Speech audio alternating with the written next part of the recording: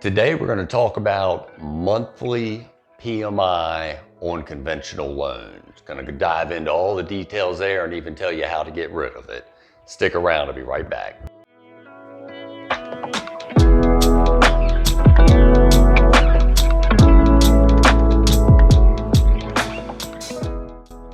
Welcome back to the Mortgage Help is Here channel.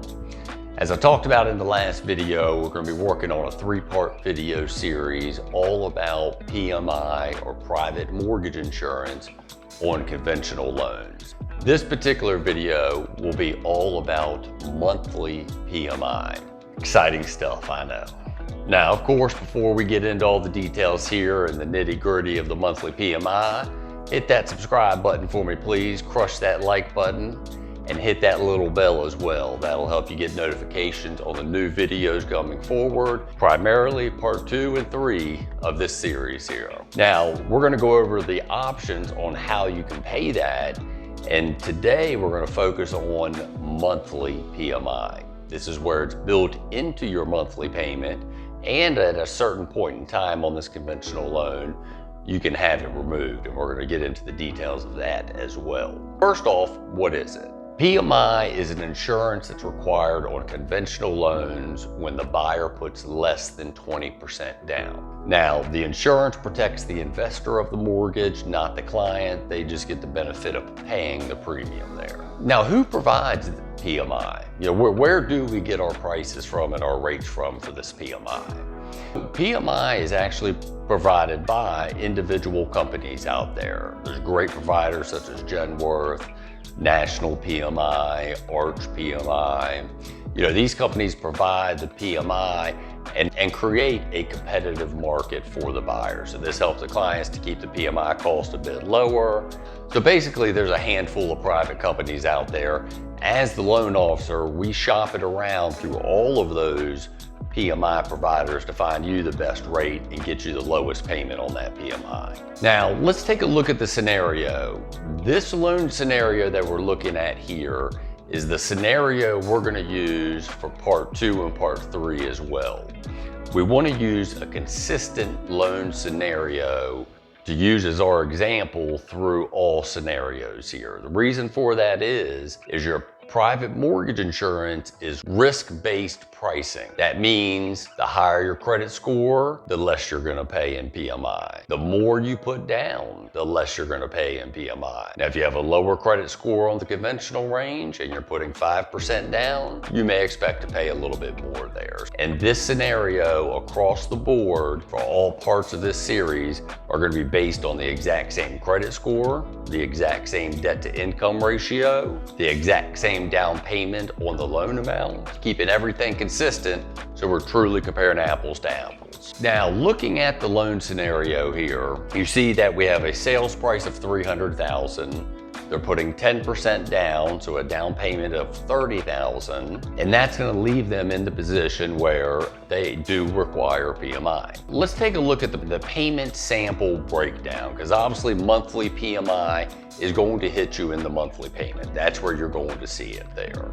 So normally your monthly payment would consist of your principal and interest, your real estate taxes, your homeowner's insurance. Well, now we're gonna factor in private mortgage insurance. Again, under this particular test scenario, this client would qualify for PMI at $63 a month. So based off their credit score, their debt to income, and the risk assessment done by the private mortgage insurance company, this is the rate or premium that they have put on this particular client. So monthly PMI, when would you want to do that? Well, sometimes it's your only option. If you don't have additional funds to bring to closing to cover a single premium PMI, or if you're putting the minimum down payment in place, you won't have room to finance a single premium PMI as well. So monthly PMI is going to be your option.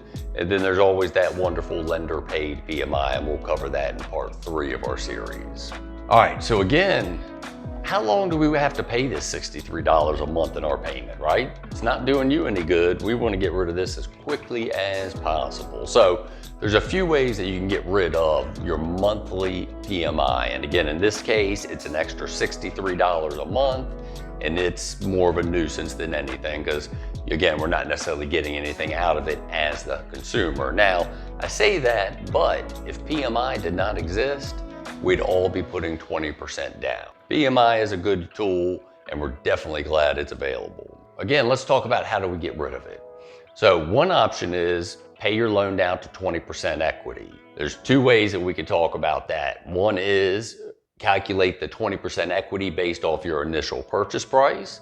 You've paid the loan down that amount, the PMI provider should remove the PMI at that time. The other way is obviously to factor in home appreciation. Well, let's assume homes are continuing to appreciate in value and you're continuing to pay your loan down. Well, you can get an appraisal completed, and if the math works out to show that you have 20% equity, be able to remove the monthly PMI with that as well. So two ways there, and that's by proving you have 20% equity.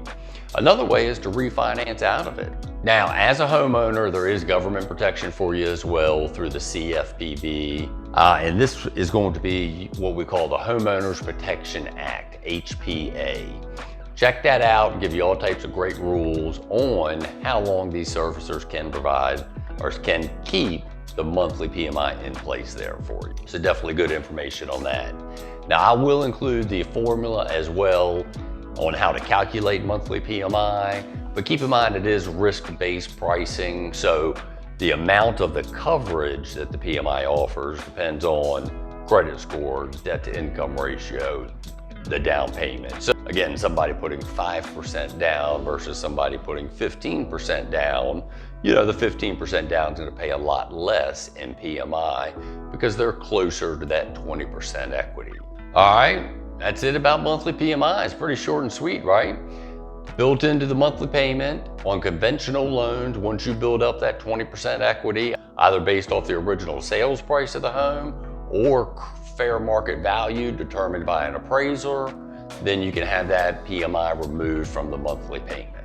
All right, if you have any questions or you have any horror stories about getting PMI removed, put them in the comments. I'd love to hear what you have to say about that, because sometimes people do have a challenge having the PMI removed. So would love to hear any situations like that in the comments.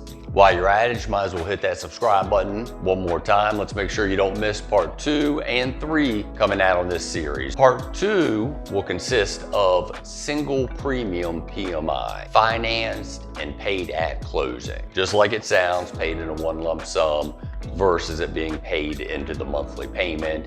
And we'll also look at some break-even points, see which one will be in your best interest financially. Thank you again for joining me. I appreciate your support. Again, click that subscribe button so you don't miss any good information coming forward. Hit that bell as well so you get the notifications on part 2 and 3 of this series. And this is Brandon Lewis with Integrity Home Mortgage. I'll see you on the next mortgage tip.